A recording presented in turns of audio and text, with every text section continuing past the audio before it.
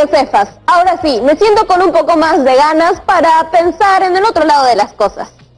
Mucho ha cambiado y yo sé que no es lo ideal seguir clases a distancia, pero a la vez no podemos negar que esto nos ha permitido pasar tiempo con la familia, conocer más sobre nuestra propia historia y también aprender a organizarnos mejor.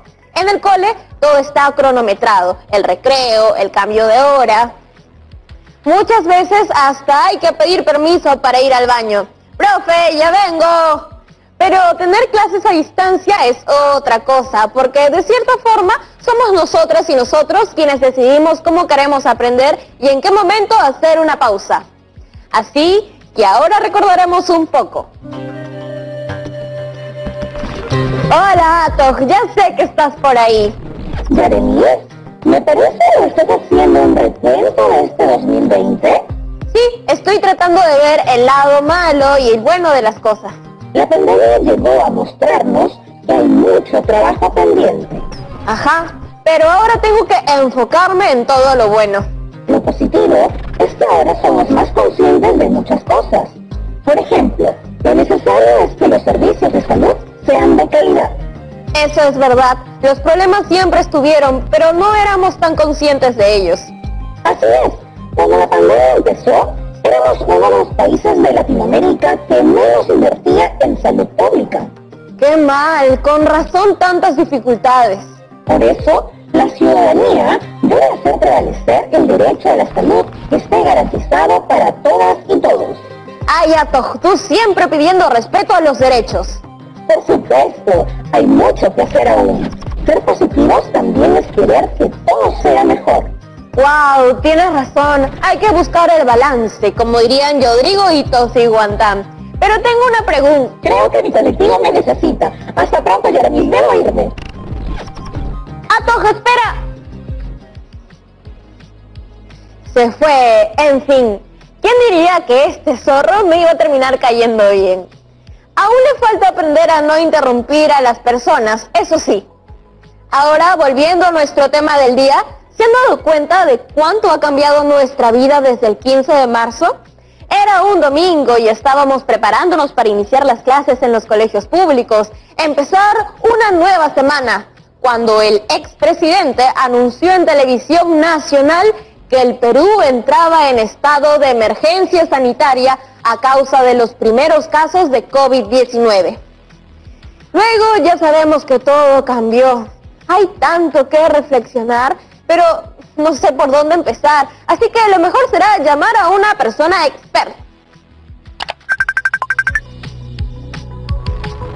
Bienvenida, profesora Yulisa Caicho. Hola, Yeremis, ¿cómo estás hoy? Con todas las ganas de hacer un proyecto de comunicación. Tú siempre, Yeremis. Obvio, pues, profesora, pero lo de hoy es diferente. ¿A qué te refieres? Es que dentro de todos los retos que me he puesto y que hemos desarrollado con las chicas y chicos de cuarto, creo que este es el reto más difícil. ¿Por qué dices eso? Cuéntame más. Es que he estado pensando en todo lo que ha cambiado en el 2020 a causa de la pandemia del COVID-19 y quisiera crear un proyecto que hable sobre eso, como unas memorias. Ha sido un año interesante, sin duda. ¿Interesante? Tal vez sí, pero yo diría que también catastrófico, terrible, caótico, injusto, deprimente y muchos sinónimos más. Ay, lo siento, profesora, no quería reaccionar así, pero ha sido todo muy difícil este 2020. No tienes que disculparte, Yeremis. Nadie puede decir que ha sido un año fácil. Por el contrario, ha sido un tiempo lleno de retos y momentos complicados. Sin embargo, siempre hay un escenario de oportunidad. ¿Qué es eso? Algo que en las situaciones complicadas nos permitió aprender. Bueno, hemos aprendido mucho sobre nuestros derechos, eso sí, también se ha fortalecido en ciertos ámbitos la organización vecinal. Por ejemplo, debido al desempleo y hambruna, muchas líderes se han organizado en sus barrios para poder hacer ollas comunes, de las cuales todas las personas pueden comer, algunas gratuitamente y muchas otras a un precio solidario. También han surgido colectivos ciudadanos como Manos a la Olla, que apoyan a estas ollas comunes, brindando alimentos o con asesorías gratuitas para que puedan cumplir adecuadamente con todas las medidas de bioseguridad.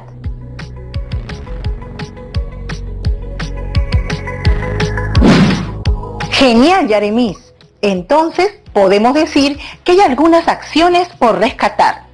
Ojo, no digo que sea necesaria una pandemia para que ocurran estas situaciones, pero sí que incluso en medio de circunstancias tan duras podemos encontrar cierta esperanza. Puede ser. ¿Quién diría que algo positivo se podría sacar de este año? Pero sigamos hablando de eso después de la pausa. No se vayan, que ya regresamos con Aprendo en Casa. En un solo lugar. Visita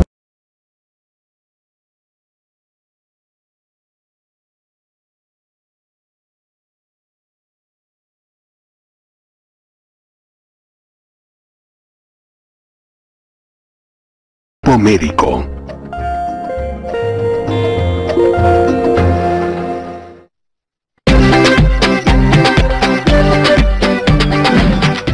Estamos de vuelta en Aprendo en Casa.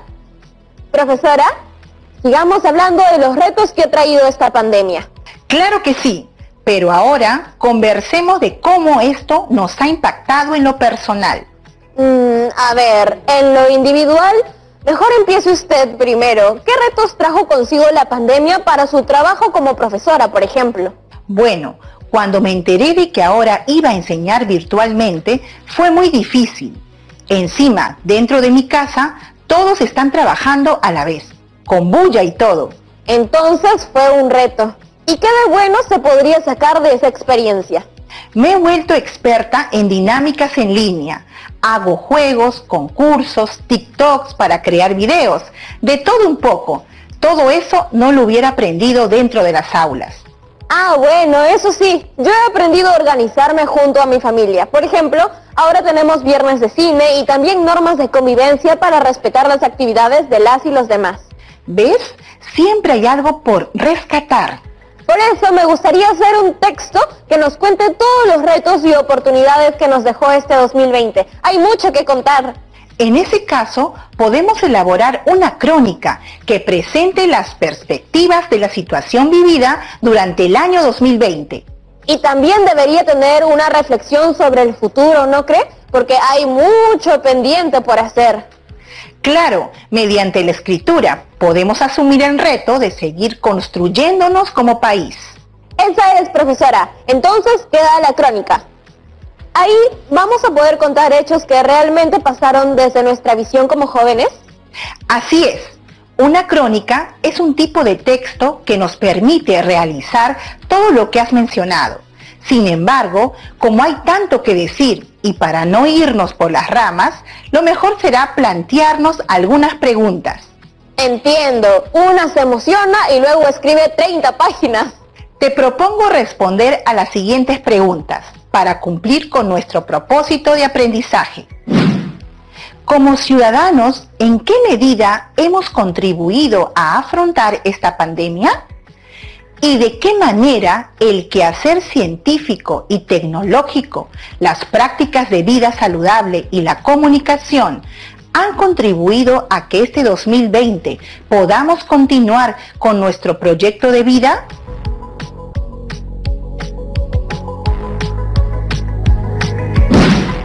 Creo que esas preguntas van a ayudar, sí.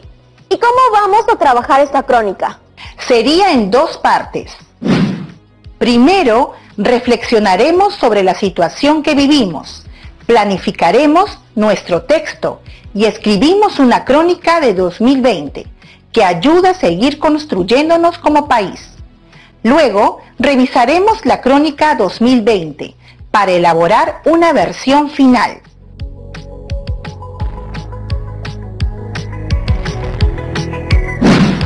Que empiece la reflexión entonces. Recordemos los diferentes hitos históricos por los que pasó nuestro país durante la pandemia del COVID-19. Todo inició en el mes de marzo, con la declaratoria del estado de emergencia por parte del presidente de la República de aquel entonces. Luego, aparecieron una serie de normas para el cuidado de la población. Lo primero que se hizo fue dar órdenes de inmovilidad y aislamiento social obligatorios para todo el Perú, con el objetivo de controlar el avance del virus. Así es. Luego surgieron las nuevas formas de recibir clases como el programa Aprendo en Casa. Ya hacia el final se dio inicio al proceso llamado reactivación económica, mediante el cual se autorizó la apertura de locales y del servicio al público en un 50% de su capacidad de aforo.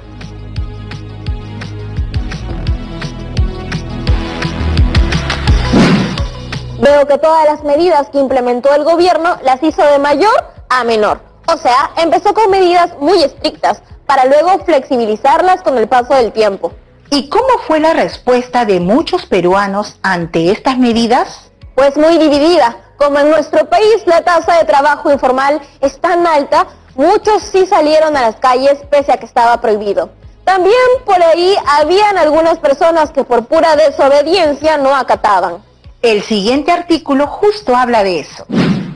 Como se lee en el texto, teníamos a miles de arrestados por desacatar la norma y también descubrimos que más allá de las limitaciones económicas que has mencionado, el respeto a las normas no es algo que nos caracteriza.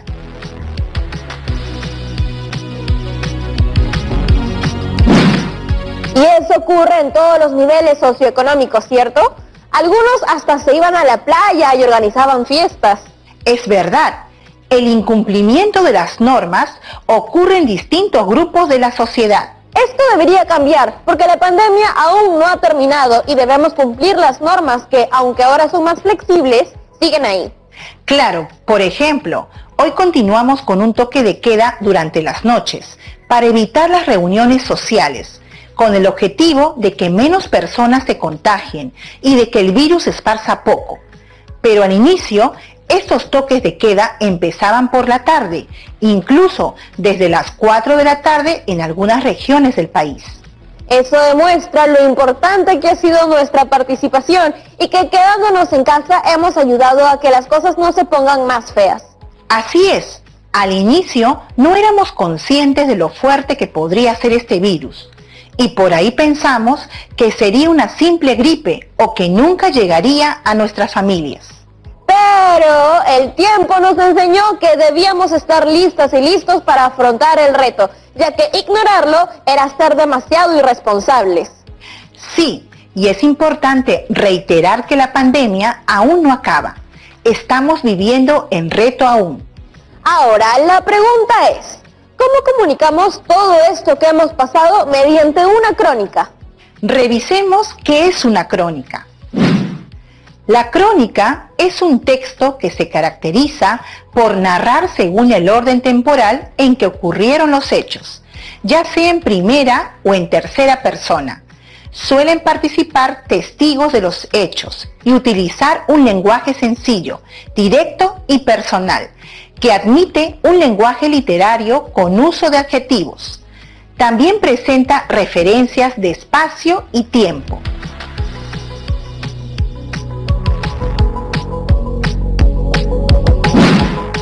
Eso quiere decir que estamos ante un texto que nos permite expresarnos de manera personal como escritoras y escritores.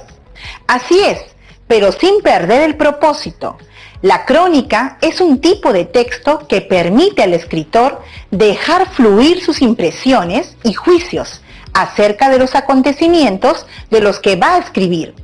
No obstante, debe hacerlo sin faltar a la verdad, ya que tiene como intención comunicar o dar a conocer algún momento de la historia. Oh, entonces es por eso que podemos construir la crónica desde nuestra perspectiva como jóvenes, además de usar las experiencias de otras personas que hayan vivido en el momento en que ocurrieron los hechos que vamos a narrar. Efectivamente, la crónica es un texto vivo, pues recoge las voces de personas que realmente han presenciado los hechos que se van a tratar. Por ello, hay que cuidar algunos aspectos durante su elaboración. Debemos tener claro lo que vamos a narrar, la forma y enfoque con el que vamos a narrar, el tono, que sería la manera en la que le hablaremos al público, y por último, el efecto que deseamos que nuestro texto tenga en quienes lo vayan a leer.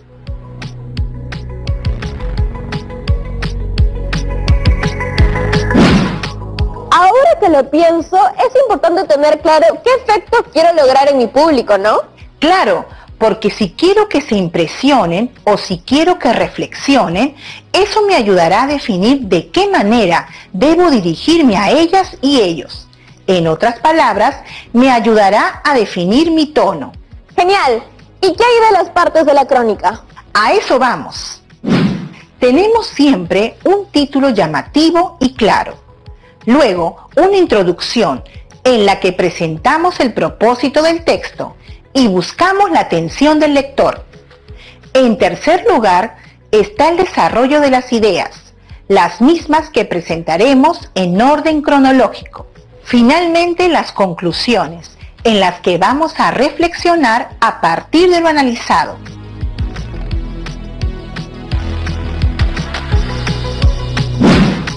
Profesora, ¿y a qué se refiere con lo de las ideas en el desarrollo? Las ideas son diferentes aspectos del tema. Es preciso señalar que la idea se presenta en forma de oración. Entonces, cada una de las ideas que elijo abordar en mi crónica, puedo desarrollarlas en un párrafo independiente, ¿verdad? Correcto. Ahora que ya sabemos las partes de la crónica, ¿qué seguiría? La elaboración de una crónica requiere de una preparación previa, sobre todo para organizar los hechos que serán mencionados en su interior. Aquí te presento algunos pasos que deberás considerar para su elaboración. Primero, seleccionamos los hechos a considerar y los ubicamos en una línea del tiempo. Luego, formulamos las ideas por cada hecho que hemos puesto en la línea del tiempo. Finalmente, ya podemos redactar nuestras crónicas.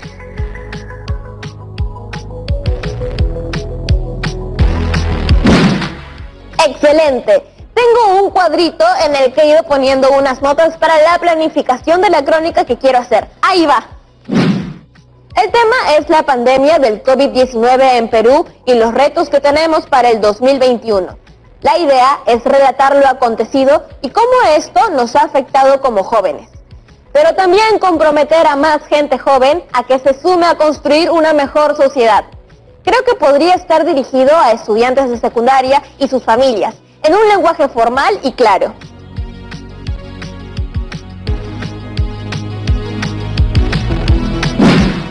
Pero obvio que ahí no quedaría. ¿A qué te refieres? Me gustaría hacer un blog con mi texto y con los textos que los chicos de cuarto me manden. Se podría llamar Relatos Juveniles Pandémicos o algo por ahí. ¡Genial! Así podríamos conocer más acerca de la perspectiva de los jóvenes sobre esta etapa de nuestra historia, que por cierto aún no acaba. Así es, las y los adolescentes tienen mucho que decir. Pero bueno, basta de planes por hoy, porque ya se nos acaba el programa. Muchas gracias por su apoyo, profesora Yulisa Caicho. Cuando quieras, Yaremis. ¡Hasta pronto! ¡Chao! Se nos acabó el programa, pero no me voy sin antes plantearles un reto. La pregunta es, ¿qué aprendizaje te ha dejado el 2020? La idea es que pienses en la pandemia y en los cambios que has tenido a partir de esta. También en los retos y oportunidades de aprendizaje.